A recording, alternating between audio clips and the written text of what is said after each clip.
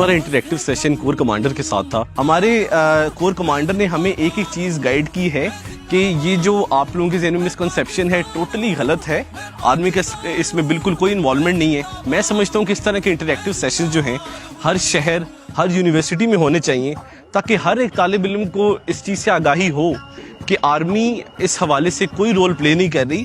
और आप देखें हमारी तरह की वो नौजवान हैं जो रात भर ड्यूटीज़ करते हैं डिफरेंट बॉर्डर्स पे, वो भी तो किसी के बच्चे हैं, ठीक है।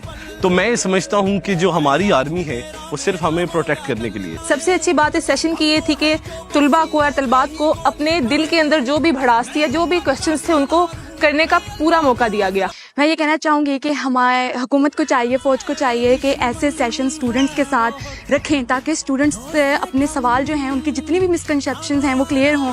आज के सेशन भी जितने भी स्टूडेंट्स थे उनकी जितने भी मिसकंसेप्शंस थी उनका नहायत ही तहम्मुल से जवाब दिया गया, हमारे कोर कमांडर ने जवाब दिया। और मैं बस एंड पे यही कहूँगी कि ऐसे सेशंस और मुनक़िद करवाने चाहिए। जैसा कि आप सब जानते हैं कि सोशल मीडिया पर भारतीय एजेंसियों की जानिब से एक खास प्रोपेगेंडा दोहराया जा रहा है और इसमें हमारी जो यूथ है उनकी मेंटालिटी को चेंज किया जा रहा है।